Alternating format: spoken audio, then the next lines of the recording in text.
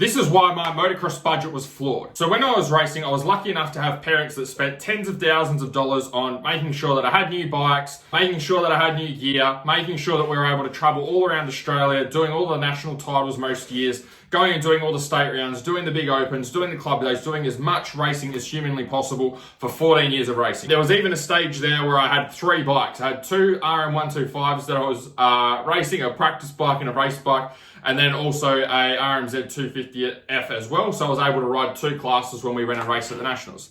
So living in Perth, we did a lot of traveling over east. We did like the junior nationals in Canberra. We went over to Adelaide. We went over to Coolum. We went over to Mafra. We did a whole heap of racing, a whole heap of traveling, and all of our lives revolved around riding and racing and being able to do the best that we can. So with that, obviously tens of thousands of dollars were being spent on me to be able to go and race and to be able to give it a good crack. Okay, I had bikes that had the motors sent over to Pro Circuit. Okay, had exhaust systems on a few of our bikes, which are not cheap. Had the suspension done and set up for me as well to make sure that I could ride at my best.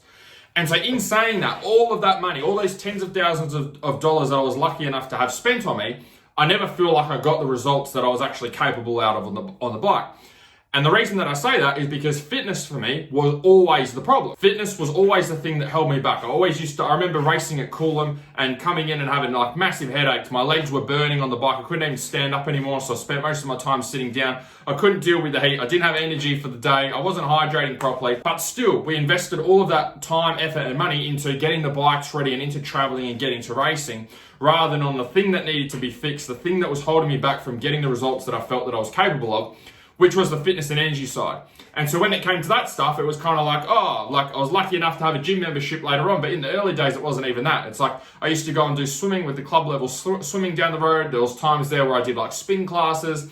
Sometimes it was just like riding my push bike or doing, a few push-ups in the morning before I'd go to school, or sometimes a little bit of weight training. We had a weight bar in our toy room, so I'd go and do a little bit of weights with that. But other than that, no, very, very small amount of money, resources, and effort put into the weakness, the thing that I needed the most, and a lot of time, effort, and money put into all of the stuff that I probably didn't need. Did I really need 3 bikes? Probably not. Did I need to do all of those massive races?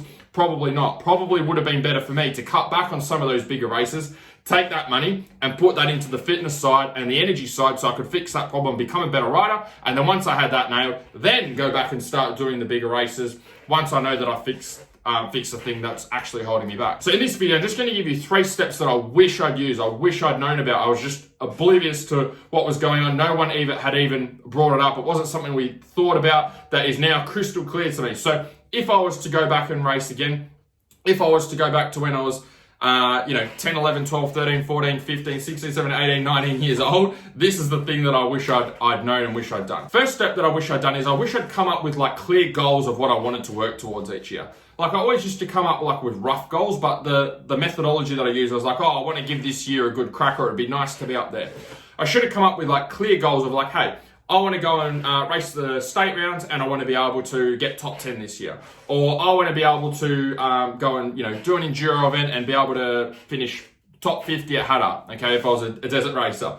I wish I had clear goals of what I wanted to achieve that were not too easy for me to achieve, but also that challenged me and pushed me to be able to do better and to improve. That's the first thing. Had a destination to work towards. The second thing that I wish I'd done, now this is where things broke down for me because I didn't do this. I wish I'd found the weakness. I wish I'd found the thing that was actually holding me back from achieving that goal. So if I wanted to get top 10 in the state rounds, what was the thing that was going to hold me back from getting top 10 in the state rounds? And I wish I'd broken it down into these 3 areas. I should have broken it down into skills, I should have broken it down into bike, and I should have broken it down into fitness. They're the 3 things that would have held me back from being able to achieve that goal. So let's say if it was top 10. All right, skills. Do I have the speed to be in the top 10? Okay, if I'm running 40th every race, then getting in the top 10 is probably not going to be an achievable goal for me, simply just because I'm not quick enough. I'm not fast enough.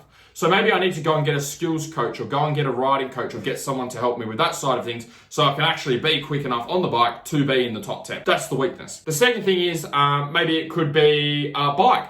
Okay, maybe I've got a bike that let's say it's 2024 when I'm doing this video, and let's say my bike's a 2001 model. Okay, that's probably going to be a pretty big disadvantage out on the bike. So maybe my skills are great, but the bike's terrible. It conks out all of the time. Okay, the power's not very smooth. The suspension is like night and day difference to what everyone else is racing with. Everyone else has got like 10 times more power than what I've got, and that's making it really hard. But my skills are really good.